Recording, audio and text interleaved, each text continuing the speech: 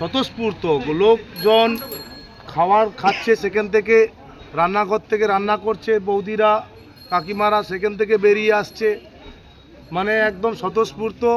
এটা শুধু ময়না বিধানসভাতে লাস্ট 5 বছরে আমি যা সময় স্পেন্ড করেছি তার আশীর্বাদ, ময়নার মানুষ সকলের আশীর্বাদে আমি আবার পুনরায় নির্বাচন হতে পেরেছি এবং আমি আগের মতো আবার সেই ডোর টু ডোর প্রচারে নেমেছি এবং আমি স্বতঃস্ফূর্তভাবে একদম আমাকে সবাই আশীর্বাদ করছে, চিন্তার কিছু কারণ নেই, আপনার পাশে আছি।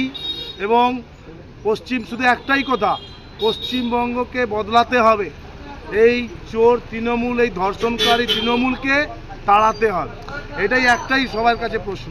সবাই আমার সাথে আছে। দাদা কি কি কাজ বাকি রয়েছে 5 বছরের, কি কি করবেন? আর বাকি দেখুন, কাজ আমি অনেকটাই করেছি। আমার ল্যাডে সমস্ত টাকা পয়সা সবের কাজ হয়েছে।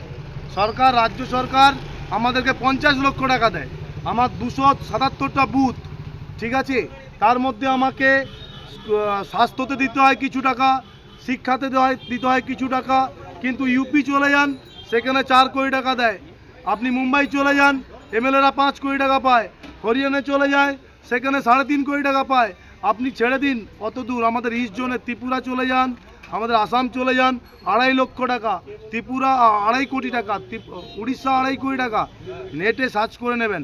আমাদের শুধু পশ্চিমবাংলাতে শুধু ভাতা ভাতা ভাতা করে শেষ করে দিয়েছে।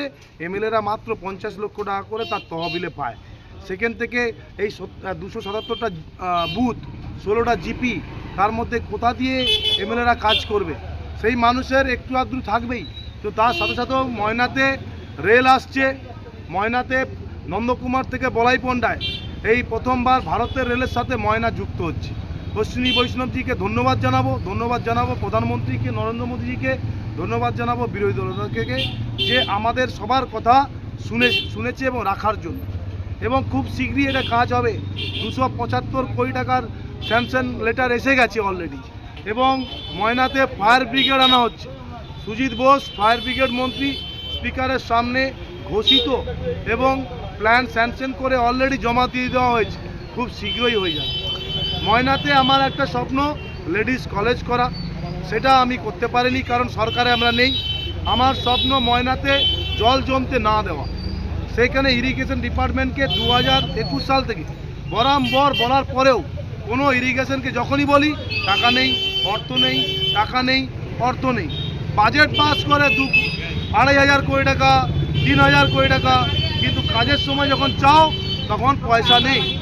পিডব্লিউডিকে প্রস্তাব দেওয়া হয়েছে, প্রচুর রাস্তাঘাটের বেহাল অবস্থা, সেই কারণে পিডব্লিউডিকেও মন্ত্রীকেও ধরা হয়েছে, তাতেও কিছু হয়নি, বারংবার বলাতেও কিছু হয়নি, একই কথা, টাকা নেই, অর্থ নেই, টাকা নেই।